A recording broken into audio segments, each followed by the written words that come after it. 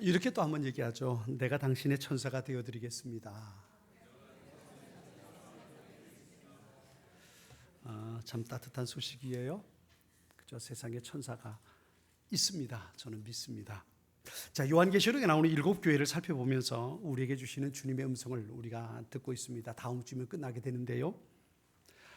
각 교회들에게 주시는 말씀 뒤에 첨가되는 똑같은 단어, 똑같은 문장이 있습니다. 오늘 본문도 13절에 기록이 되어 있는데요.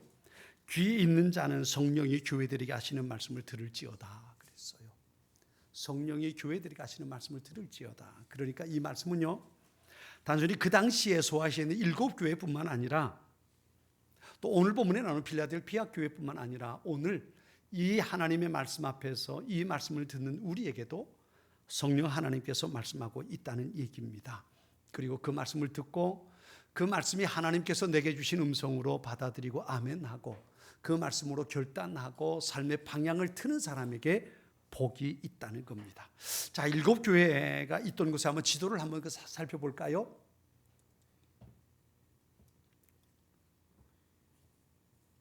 예, 이게 아시아 지도인데요. 여기가 터키 지역이죠. 터키 지역인데, 자, 다음 사진요. 다음 그림. 예, 여기에 에베소, 소모나, 보가모, 두아디라, 사데, 빌라델피아, 라오디게아 교회가 있습니다. 7교회가 이렇게 차례대로 돌아서 이렇게 가는데 오늘 빌라델피아 교회의 모습을 보여주는데요. 빌라델피아 교회는 사데 교회 바로 밑에, 바로 옆에 별로 멀지 않은 거리에 한 40km 떨어지는 곳에 빌라델피아 교회가 있습니다. 이게 소아시아에 있는 7교회의 모습인데요. 오늘 우리가 보는 말씀은 빌라델피아 교회에 주시는 하나님의 말씀이죠. 요새 우리 젊은 청년들, 학생들의 모습을 보면 참 키가 큰 걸 볼 수 있어요. 제가 어릴 때만 해도 제가 저희 반에 같이 공부하는 한 반에 저희 반에는 거의 60명가량이 있었으면 제가 한 번호로 따지면 57번, 58번쯤 늘 제가 큰 키로 있었거든요. 근데 요즘 아이들 보면 다 키가 커요. 제 키를 가지고 키가 크다고 말할 수 없을 만큼 요즘 젊은 사람들은 키가 참 큰 걸 볼 수 있습니다. 체격은 커졌어요. 그런데 늘 걱정하는 게 있죠. 사회적으로 걱정하는 게 뭐냐면 체격은 커졌는데 체력이 약하다. 아마 살아가는 환경 때문이 아닌가 싶어요. 영양가는 많은 것을 먹어서 키는 커졌는데 앉아있는 시간이 많고 움직이는 시간이 적으니까 체격은 커졌는데 체력은 약한 그런 모습을 우리가 살펴볼 수 있겠죠. 예전에 그런 얘기도 했어요. 작은 고추가 맵다라는 얘기를 했는데 요즘엔 그럴지도 모르겠어요. 큰 고추가 싱겁다라는 얘기가 나올지도 모르겠어요. 키는 큰데 체력은 약한 요즘 우리 청년들, 우리 아이들을 보면 그런 얘기가 될 수 있을 것 같아요. 대개 우리가 사람들을 보거나 어떤 사물 공동체를 볼 때에 외곽의 규모를 보고 크다, 작다라고 판단을 하고 이야기합니다. 그런 면에서 오늘 본문에 나오는 이 필라델피아 교회는 작은 교회입니다. 오늘 보면 8절에도 그렇게 말해요. 내가 적은 능력을 가지고도 라고 말합니다. 여기 적은 능력이라는 말은 원어적인 의미를 찾아보면 무능력하다는 뜻입니다.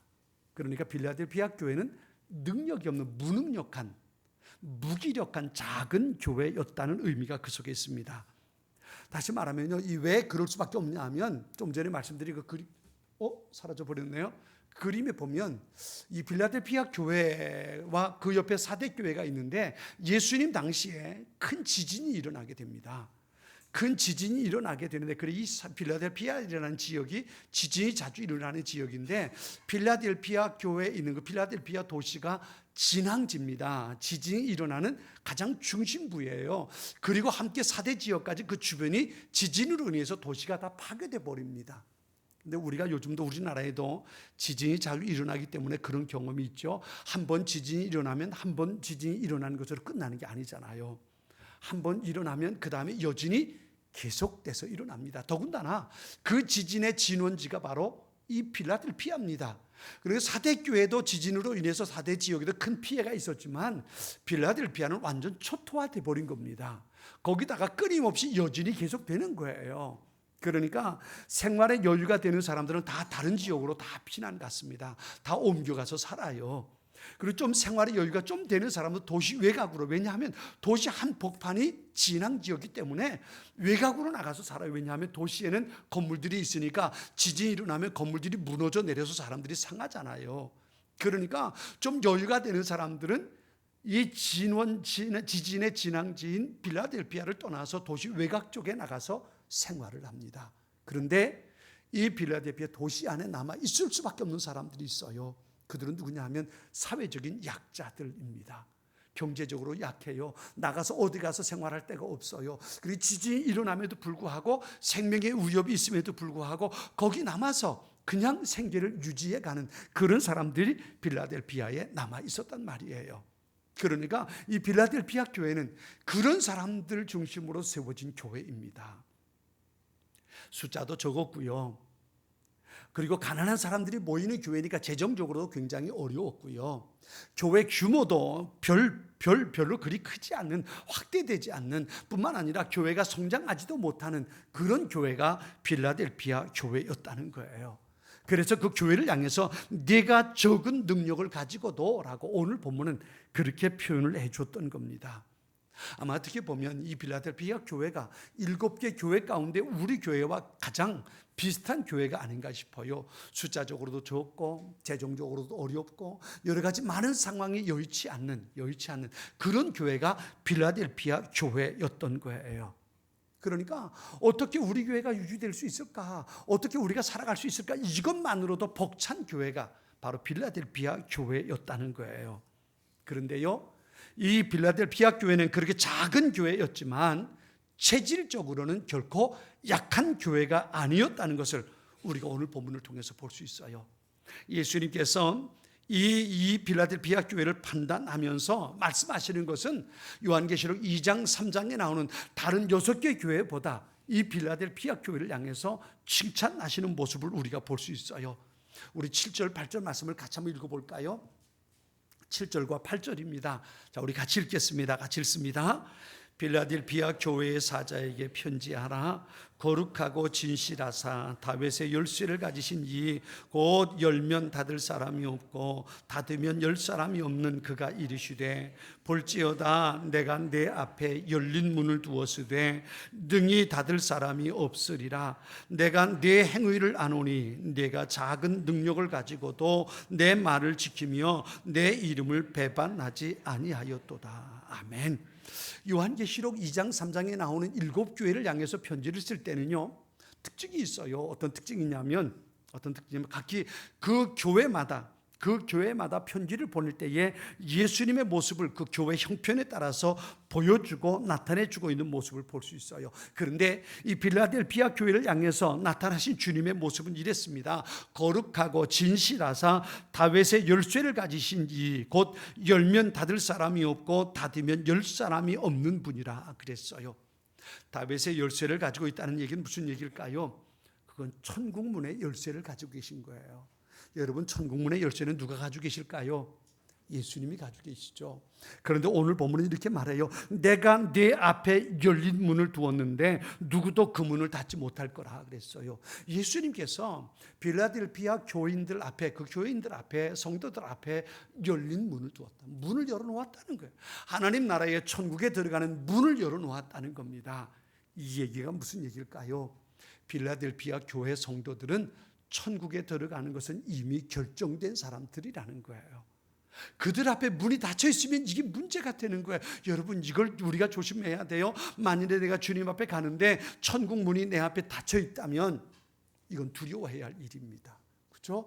내가 세상에 어떻게 살았든지 이것과 상관없이 내가 천국 문 앞에 갔는데 문이 잠겨 있다면, 닫혀 있다면 이건 우리에게 절망적인 사건이 될 수밖에 없는 거예요. 그런데 필라델피아 교회를 향해서 주님 말씀하세요. 내가 네 앞에 문을 열어놓았다. 다시 말하면 필라델피아 교회의 성도들은 천국에 언제나 천국에 들어갈 수 있는 사람들이라는 거예요. 뿐만 아니라 이것은 필라델피아 교회 성도들뿐만 아니라 그 교회를 통해서 천국에 들어가는, 하나님 나라에 들어가는 많은 사람들이 있다는 겁니다. 여러분, 교회 사명이 뭘까요? 전에도 제가 그런 말씀을 드렸어요. 교회 사명은 하나님 나라를 이 땅에 세워가는 거예요. 하나님의 나라를 이 땅에 확산시켜 가는 겁니다. 이 땅을 거룩하게 만들어 가는 것, 그게 교회의 사명이고 또 우리의 사명입니다. 우리는 이 땅을, 우리가 사는 삶의 현장 속을 하나님의 나라로 만들어가기 위해서 부름받은 사람들이에요. 내가 어떻게 하면 잘 살까? 이게 아니라, 이것을 위해서 부름받은 것이 아니고 내가 살아가는 삶의 현장을 거룩하게 만들어가는 것, 하나님의 나라를 확장시키는 일꾼으로 우리는 부름받았고 교회 사명은 거기에 있는 거예요. 빌라델피아 교회를 보면 어떨 것 같아요? 내가 열린 문을 내 앞에 두었다라는 메시지는 뭐겠어요? 빌라델피아 교회를 통해서 하나님 나라에 들어가는 사람들이 많다는 거예요. 무슨 얘기겠습니까?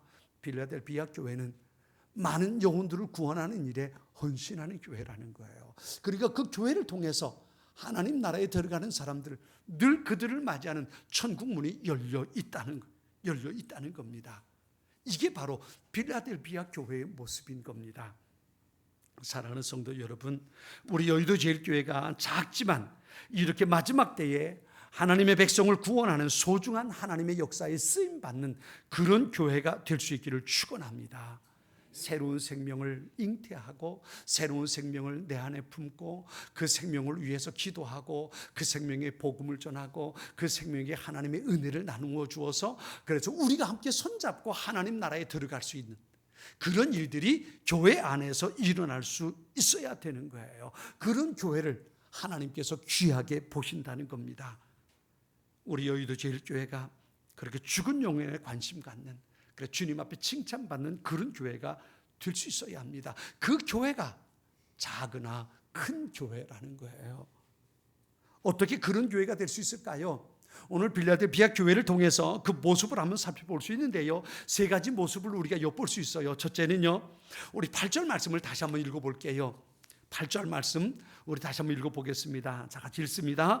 볼지어다 내가 네 앞에 열린 문을 두었으되 능히 닫을 사람이 없으리라. 내가 네 행위를 아노니 네가 작은 능력을 가지고도 내 말을 지키며 내 이름을 배반하지 아니하였도다. 아멘. 이렇게 말씀하십니다. 네가 작은 능력을 가지고도 내 말을 지키며 내 이름을 배반하지 않았다. 이 말을 다시 말하면 빌라델피아 교회는 그래요, 작은 교회였어요. 규모가 작은 교회, 작은 숫자가 모였고 재정적으로도 사회적으로도 어려움을 겪는 교회였습니다. 그런데 그 교회가 가지고 있는 첫 번째 강점이 뭐였냐면 하나님의 말씀에 늘 민감하게 반응하는 교회였다는 겁니다. 하나님의 뜻이 무엇인지, 하나님께서 기뻐하시는 것이 무엇인지, 정말 하나님 보시기에 바른 것이 무엇인지 그것을 찾고 그것에 순종하는 교회가 바로 빌라델피아 교회였다는 겁니다. 주님이 보시기에 큰 교회, 건강한 교회, 바른 교회는 어떤 교회일까? 그 교회는 사이즈가 큰 교회를 말하지 않습니다. 재정적으로 넉넉한 교회를 말하지 않습니다. 주님 보시기에 큰 교회는 어떤 교회냐면 끊임없이 하나님의 뜻을 찾고 하나님의 소원이 무엇인가를 찾고 하나님께서 기뻐하실 일이 무엇인가를 찾았다면 그것을 위해서 순종하고 헌신하는 교회가 바로 하나님 앞에 큰 교회라는 겁니다.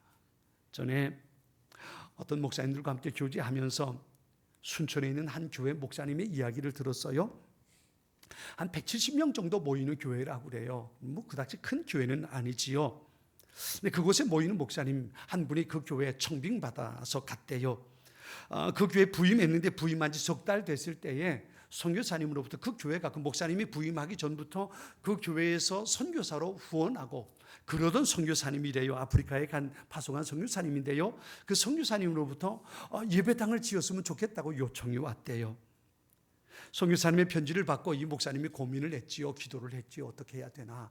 전혀 이 목사님은 알지도 뭐 이미 부임한 지 얼마 되지 않았기 때문에 석 달밖에 안 됐을 때라 그 선교사님하고 전혀 교제를 나눠본 적도 없고 그 전부터 이미 교회에서 후원하고 있는 한 달에 얼마씩 후원하고 있는 그런 선교사님이었대요.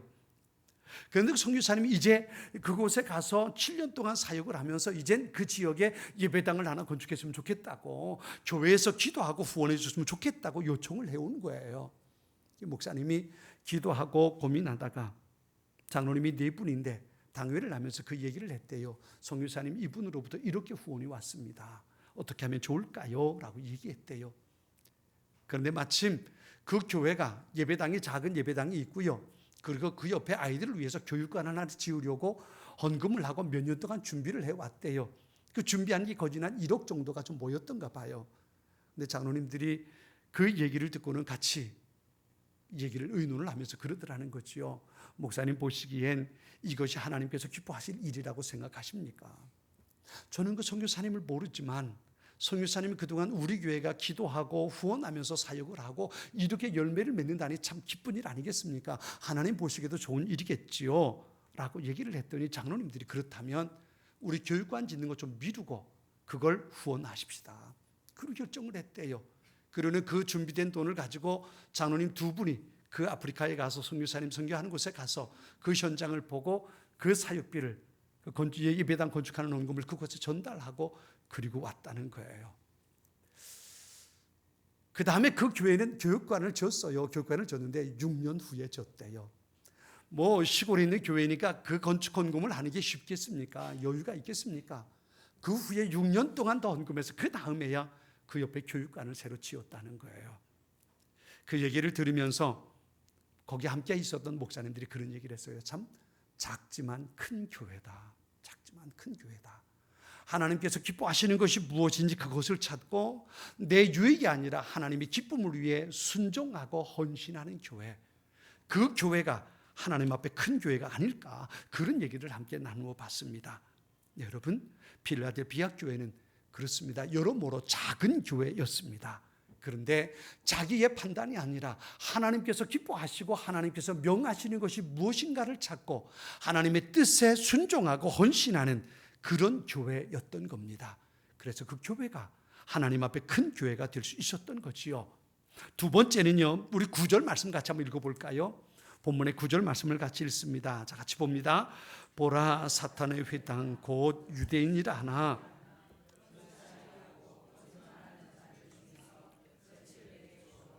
그들로 와서 네 발 앞에 절하게 하고 내가 너를 사랑하는 줄을 알게 하리라. 아멘. 유대인들의 이야기가 나옵니다.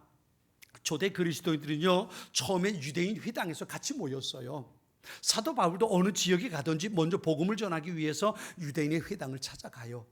그리고 거기서 복음을 전하게 되지요. 초대 그리스도인들은 유대인들 가운데 신앙생활하는 예수 이름을 믿는 사람들은 유대인의 회당에서 모이게 됩니다. 그런데 나중에 유대인들에 의해서 핍박을 받으면서 그들이 회당을 박차고 나오죠. 그리고 교회를 세우기 시작하는 겁니다.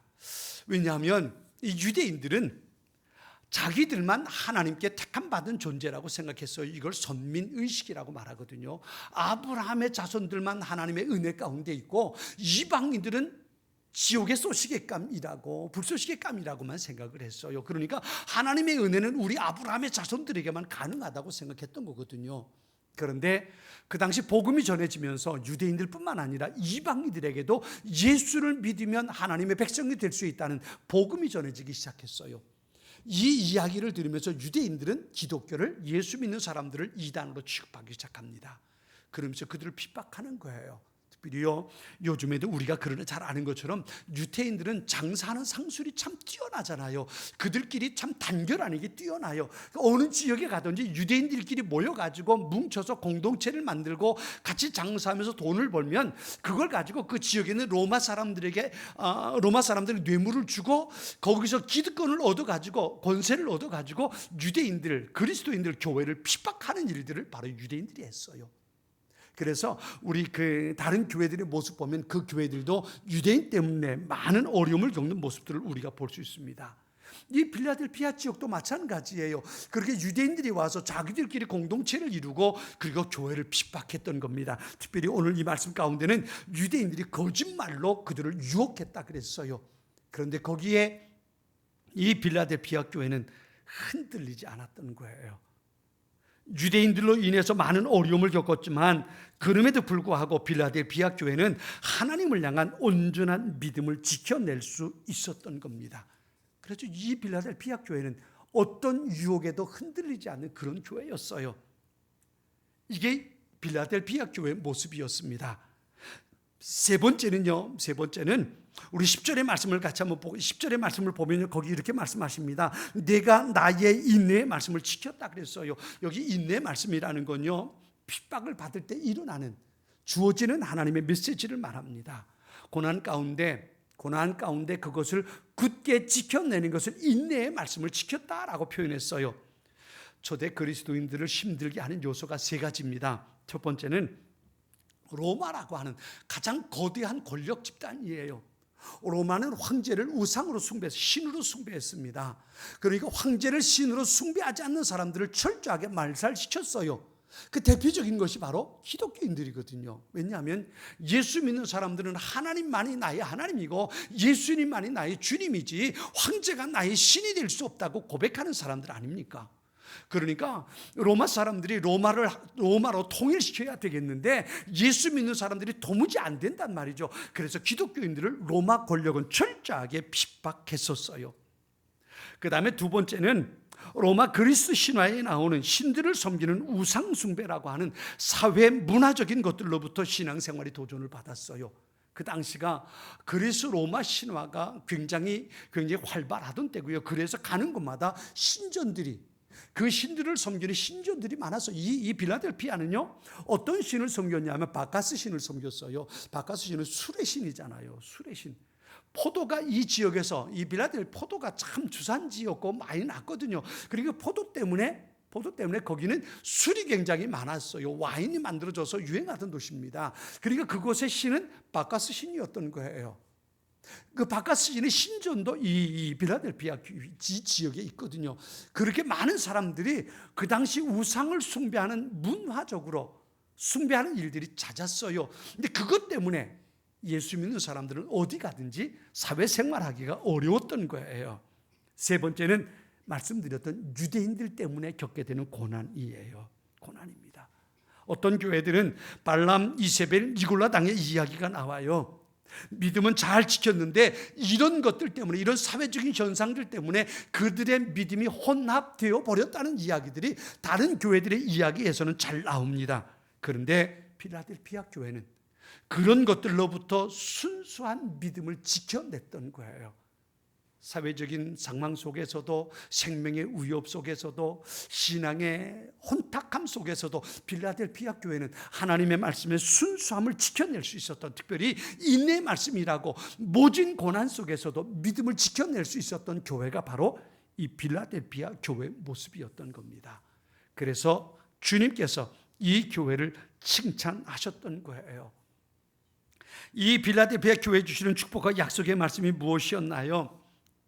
각 교회들에게 말씀하실 때에 이기는 자에 대해서 말씀하시는 것에 우리가 귀를 기울일 수 있어야 돼요.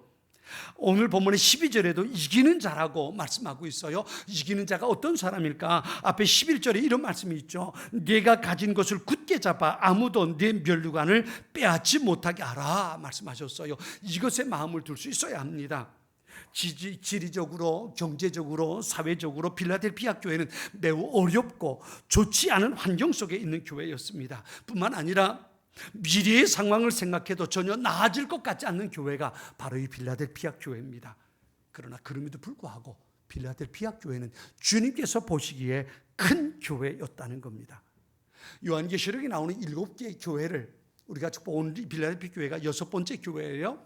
그런데 7개 교회를 살펴보면 특징들이 셋으로 나눌 수 있는데요. 첫 번째 보편적인 건 뭐냐 하면 책망과 칭찬을 들은 교회들이 있어요. 에베소 교회와 버가모 교회, 두아디라 교회가 그런 교회입니다. 주님 앞에 칭찬도 들었지만 주님의 책망도 같이 들었어요. 그런가 하면 어떤 교회는 책망만 듣는 교회가 있습니다. 사대교회나 라오디게아 교회가 바로 그런 교회입니다. 책망만 들었어요. 그런데 세 번째로 칭찬만 듣는 교회가 있어요. 소모나 교회와 오늘 본문에 나오는 필라델피아 교회입니다. 필라델피아 교회는 칭찬만 받은 교회예요. 사람들이 보기에 작은 교회였습니다. 아무것도 못할 것 같은 그런 교회예요. 모이는 숫자뿐만 아니라 재정적인 상황도, 또 교회 앞날에 대한 비전 같은 것도 전혀 있을 수 없는 참 작은 교회에 불과했습니다. 그러나 그럼에도 불구하고 사람들이 보기엔 작은 교회였지만 하나님께서 보시기엔 큰 교회였다는 겁니다. 한 가지로 말하면 그 교회는 하나님의 말씀 앞에 신실한 교회였다는 겁니다. 필라델피아 교회 성도들은 우리와 똑같은 상황 속에 있어요. 현실적인 고민이 우리와 똑같은 고민들이 있었을 겁니다. 어떻게 먹고 살 수 있을까? 내일은 뭘 먹을 수 있을까? 여기 좀 전에 우리가 영상을 봤습니다만 많은 사람들이 뭘 먹을까를, 어떤 걸 먹을까를 생각할 때 이 필라델피아 교회들은 먹을 수 있을까를 염려할 수밖에 없는 그런 교회였던 겁니다. 그런데도 불구하고 그들의 삶의 중심엔 언제나 하나님의 말씀이 있었던 겁니다. 하나님께서 기뻐하시는 것이 무엇인지 우린 작고 보잘것없지만 그럼에도 불구하고 하나님을 어떻게 우리가 섬길 수 있을 것인지 그것에 대해서 늘 마음을 쏟았던 교회가 필라델피아 교회입니다. 그들의 마음은 환경이나 처지와 상관없이 오직 하나님만 바라보고 살 수 있었던 겁니다. 그래서 필라델피아 교회를 생각하면 한 가지 단어를 떠올릴 수 있어요. 그게 뭐냐면 신실함이라는 겁니다. 신실하다는 말은요, 헬라어 원어상의 의미를 따져보면 성실하다, 한결같다, 변함이 없다, 그런 의미를 가지고 있어요. 필라델피아 교회는 말씀드린 것처럼 환경이 좋지 않은 교회입니다. 그럼에도 불구하고 하나님을 사랑하는 마음은 변함이 없었어요. 하나님의 말씀을 붙들고 사는 데는 언제나 한결같은 교회였습니다. 오늘 본문에 우리가 세 곳의 주의를 한번 기울여 볼 필요가 있는데요. 하나는 9절에 있는 말씀이에요. 여기 보면 하나님께서 필라델피아 교회를 사랑하신다는 말씀이 있어요. 내가 유대인들에게 내가 너희를 필라델피아 교회를 얼마나 사랑하는지 보게 해주겠다 그랬어요. 하나님께서, 주님께서 필라델피아 교회를 사랑하신다는 거예요. 선민의식에 빠져버린 유대인들, 우리만 하나님의 은혜 가운데 있다고 생각하는 그들에게 내가 필라델피아 교회를 얼마나 사랑하는지 내가 보여주겠다고 말씀하세요. 11절에는요, 이미 주님께서 그들에게 면류관을 주셨다고 말씀하세요. 내가 너희에게 면류관을 주었는데 이거 빼앗기지 않게 해라 라고 말씀하고 계세요. 이미 그들은 주님 앞에 인정받은 사람들이었어요. 요즘에도 그런지 모르겠어요. 제가 전에 운전면허 딸 때는 그때는 운전면허 처음에 필기시험을 보고 그 다음에 주행 코스를 다 보고 다 돌고 나서 딱 들어오면 방송이 나오죠. 박대준 씨 합격 축하드립니다. 딱 방송이 나와요. 요새는 어떤지 모르겠어요. 방송이 딱 나와요. 그러면 다 마치고 나서 딱 내리고 나서 그 소리를 들으면 세상을 얻은, 운전면허가 뭐라고, 운전면허가 뭐라고, 세상을 얻은 것 같은 기쁨이 그때 있었잖아요. 근데 여러분 생각해 보세요. 주님께서 당신을 위해서 면류관을 준비해 놓으셨습니다. 이 말이 얼마나 큰 기쁨과 감격의 메시지겠어요. 그런데 주님께서는 필라델피아 교회를 향해서 내가 면류관을 네게 주었다라고 이미 과거 완료형으로 말씀해 주고 있는 거예요. 세 번째는요, 12절에 보면 하나님 성전의 기둥이 되게 해서 그 기둥에 하나님의 이름과 새 예루살렘의 이름과 주님의 이름을 그 위에 기록하겠다고 말씀하세요. 유럽 쪽에 여행해 보신 분들은 아실 거예요. 소아시아에 있는 교회나 혹은 유럽 쪽이나 여행을 해보면요, 옛날에 유적들을 살펴보면서 가장 흔히 볼 수 있는 게 뭐냐면 기둥입니다. 기둥이에요. 건물은 다 무너졌어요. 건물은 다 무너졌는데 무너진 가운데 기둥만 있어요. 기둥만 남아 있습니다. 그 기둥을 보면서 이런 건물이 있었겠구나라고 추측해 보는 거죠. 이 필라델피아도 마찬가지입니다. 지진으로 인해서 모든 게 다 무너졌어요. 그런데 기둥만 남아있단 말이에요. 그들에게 주님 말씀하세요. 내가 너희로 하여금 새 예루살렘의 성전 기둥이 되게 할 거고 그 기둥에 하나님의 이름과 새 예루살렘의 이름과 나의 이름을 거기에 기록하겠다는 거예요. 여러분, 이름을 기록한다는 이야기는 다시 말하면 이런 겁니다. 이곳의 주인은 나다라는 의미예요. 옛날엔 짐승들을 그 주인을 표현할 때엔 그 가문에 문장을 찍어 놓잖아요.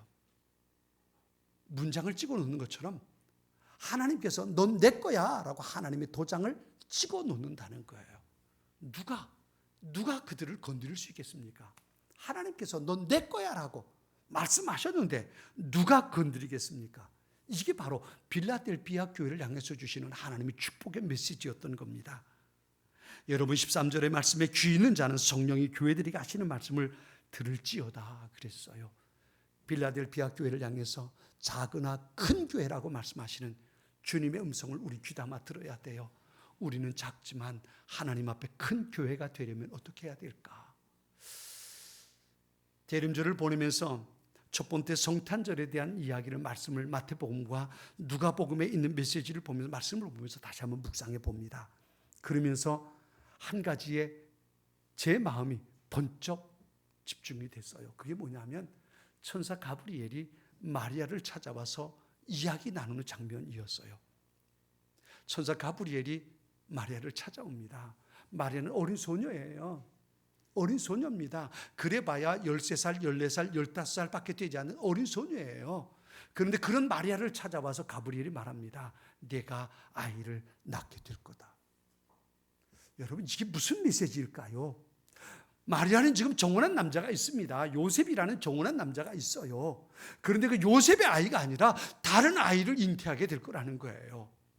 만일에 이것이 드러나면 율법적으로 생각하면 그 당시 유대인의 관습으로 보면 마리아는 돌에 맞아 죽는 겁니다. 왜요? 간음한 게 되잖아요.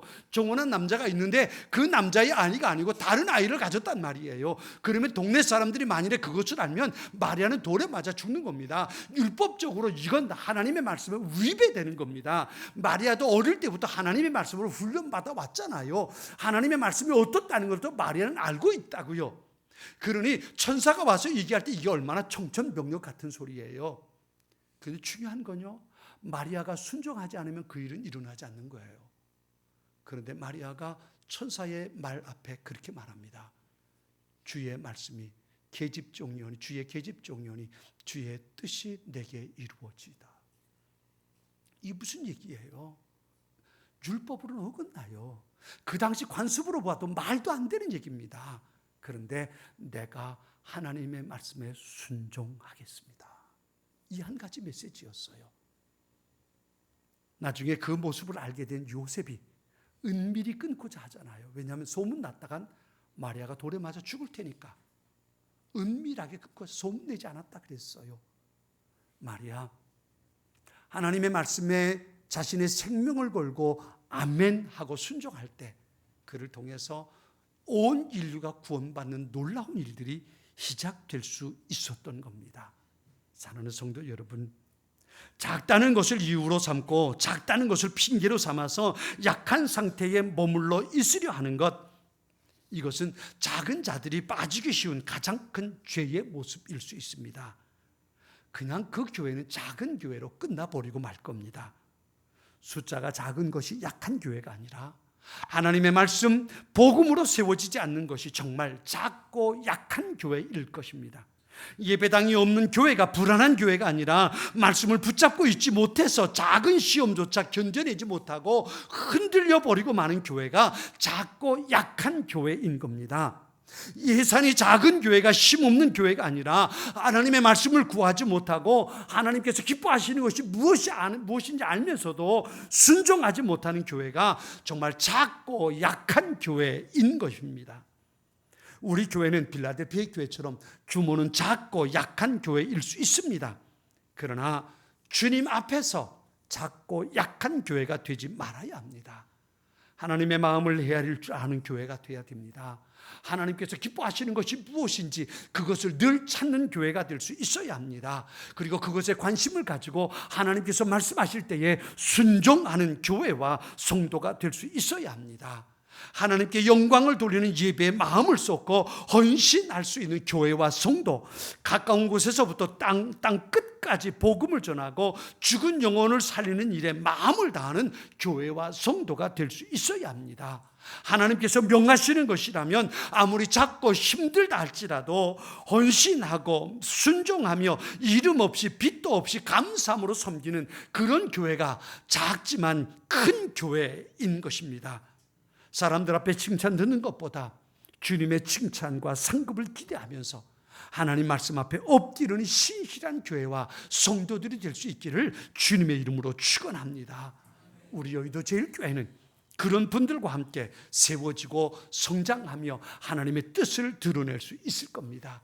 이 사역 빌라델피아 교회처럼 아름다운 교회로 하나님 앞에 칭찬받는 교회로 세워지는 우리 교회가 될 수 있기를 바랍니다.